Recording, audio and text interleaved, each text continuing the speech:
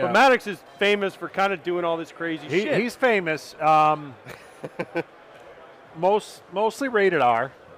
Yeah, stories. nothing like crazy. Nothing awful to the point, but he had fun in different ways.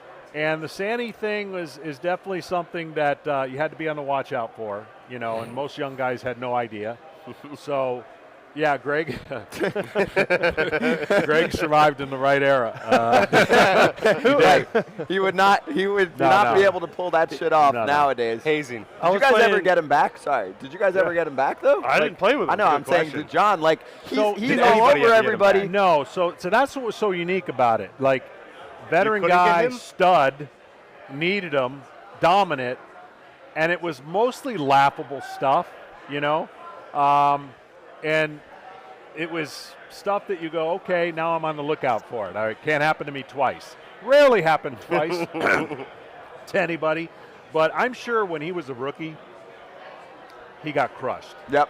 So I played with Derek Lowe in Dallas, in the Dallas tournament. And he was telling his story first time he met Greg Maddux. He comes over to the Dodgers.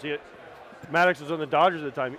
He walks into the locker room, and he's bent over naked in his locker. And he's like, oh, hey, Derek. And he just turns around, gives him a big hug. He's like, nice to meet you. And Derek's like, what do I that's Greg Maddux. What do I do? You got to understand his influences in Chicago were very vital to how he continued the rest of his career. John, thank you. So did he pee on your leg? You didn't say if he peed on your leg or not. He went down and it maybe happened once. Did he get punched in the chest? He might have by other people, but what you ended up becoming is an accomplice so that you didn't get it done to you. Stay on so his you're good kind of side. like So you throw your teammates under the bus.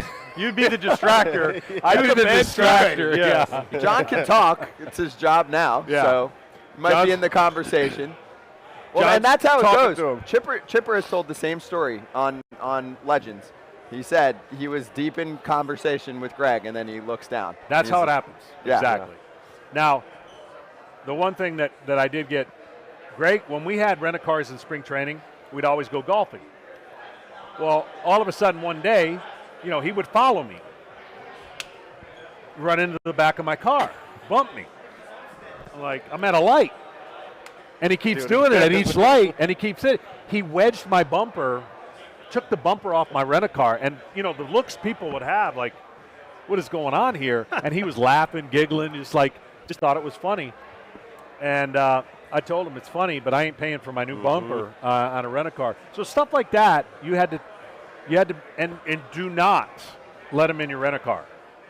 Just don't give him a ride. Would he pay for it? Yeah. Okay. Yeah. If he's going to pay for it, he could take the joke he was like a 12-year-old kid. But honestly, I know he's probably at a point in his life where he's like, those stories need to go away. They didn't happen. Yeah. He wants me to set the record straight. He was a great teammate, and that's what you'll hear about him everywhere he goes. The one thing that we used to say, though, stop trying to help people. He was so mentally advanced that any young pitcher he helped sent him into a funk. And there was a run of 6 to 8 guys that lockered next to him that were gone within a month. Wow. They're like, doggy, you're the effect of that. Don't long toss with Greg. Yeah. Just leave Oh the my locker God. room. Yeah, because he's talking physics, and he's talking 2+2. The other young kid's like, man, how do I throw a strike? And Maddux is like, well, you throw a two-seamer at their hip. And way like, out hey, what? there. Way out there. Jeez.